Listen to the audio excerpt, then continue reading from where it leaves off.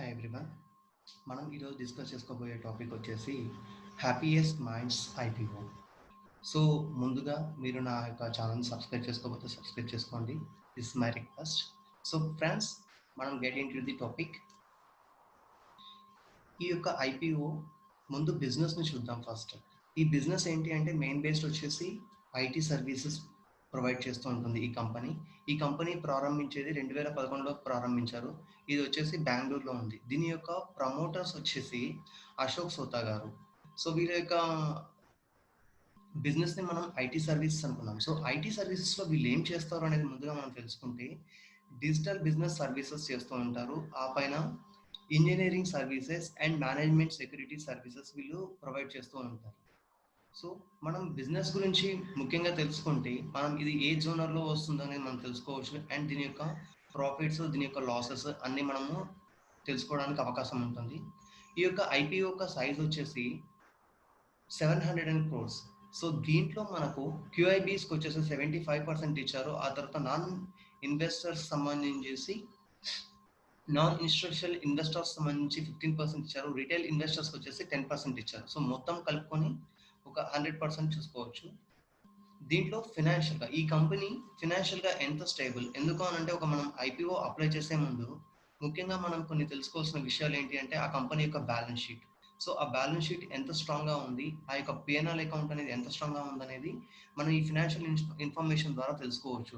2018లో వచ్చేసి ఇది profit after tax వచ్చేసి మైనస్లో పోస్ట్ చేస్తారు.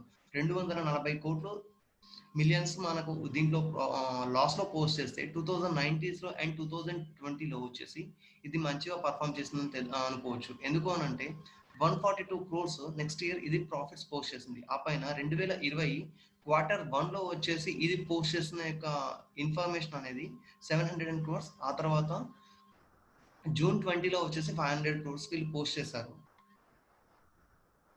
సో ఈ ఐపీఓ యొక్క మెయిన్ డేటా చూసుకుంటే ఇది ఎప్పుడు ఓపెన్ అవుతుంది, ఎప్పుడు క్లోజ్ అవుతుంది, దీని యొక్క బుక్ వాల్యూ ఎంత, దీని యొక్క ఫేస్ వాల్యూ ఎంత, దీనికి ఎంత ఆఫర్ చేస్తున్నారు, ఎన్ని లాట్స్ అనేది మనం చూసుకుంటే ఇక్కడ ఇది September 7th, అంటే నెక్స్ట్ మన ఈ September 7th ఇది రిలీజ్ అవుతుంది. దీని యొక్క ఐపీఓ వచ్చేసి లాట్ వచ్చేసి 90 shares. దీని యొక్క లోయెస్ట్ ప్రైస్ వచ్చేసి 165 రూపీస్. మళ్ళీ దీని యొక్క హైయెస్ట్ ప్రైస్ వచ్చేసి 166 రూపీస్ ఉంటుంది. అంటే మనం కావాలి అనుకుంటే ఐపీఓని ఎప్పుడైనా కానీ హై వాల్యూలో తీసుకోవాల్సి ఉంటుంది. ఇది బిఎస్సి అండ్ ఎన్ఎస్సి రెండిట్లలో ఈ యొక్క ఎక్స్చేంజెస్లో ఇది లిస్ట్ అవుతూ ఉంటుంది. దీని యొక్క నెక్స్ట్ ఇంపార్టెంట్ ఇన్ఫర్మేషన్ చూసుకుంటే దీని యొక్క డేట్స్ September 7th ఇది స్టార్ట్ అవుతుంది. ఈ యొక్క ఐపీఓ అనేది ఓపెన్ అవుతుంది. September 9th ఈ యొక్క ఐపీఓ క్లోజ్ అవుతుంది. సో ఈ యొక్క 2 daysలో మనము చేసుకోవాల్సింది మనం కావాలి అనుకుంటే చేసుకోవచ్చు. అండ్ అలాట్మెంట్ వచ్చేసి సో ఇది మనకు అలాట్ అవుతుందా లేదా, ఆ బేస్ అయితే అలాట్మెంట్ బేసిస్ ఉంటాయో ఆ ప్రొసీజర్ మొత్తం September 14లో కంప్లీట్ అయిపోతుంటుంది. ఈ యొక్క అలాట్మెంట్ మనకు వచ్చిందా లేదా అని తెలుసుకుంటే సో మనకు ఒకవేళ కనుక రాకపోతే ఆ యొక్క అమౌంట్ అనేది మనకు ఎప్పుడు రిఫండ్ అవుతుంది. September 15th ఈ యొక్క అలాట్మెంట్ అయితే మనకు షేర్స్ వస్తాయి. అలాట్మెంట్ కాకపోతే మనం ఏదైతే అప్లై చేసిన అమౌంట్ మనకు వస్తుంది, అది 15th వచ్చేస్తుంది. తర్వాత మనకు డిమాట్ అకౌంట్లో ఈ యొక్క షేర్స్ ఎప్పుడు క్రియేట్ అవుతాయి, మనం ఎప్పుడు లిస్టింగ్ అవుతుంది, ఈ యొక్క ఇన్ఫర్మేషన్ కూడా చాలా ఇంపార్టెంట్. September 15th వచ్చేసి మనకు డిమార్ట్లో ఈ యొక్క షేర్స్ అనేవి మనకు కనిపిస్తూ ఉంటాయి. ఐపీఓ లిస్టింగ్ వచ్చేసి September 17th అవుతూ ఉంటుంది.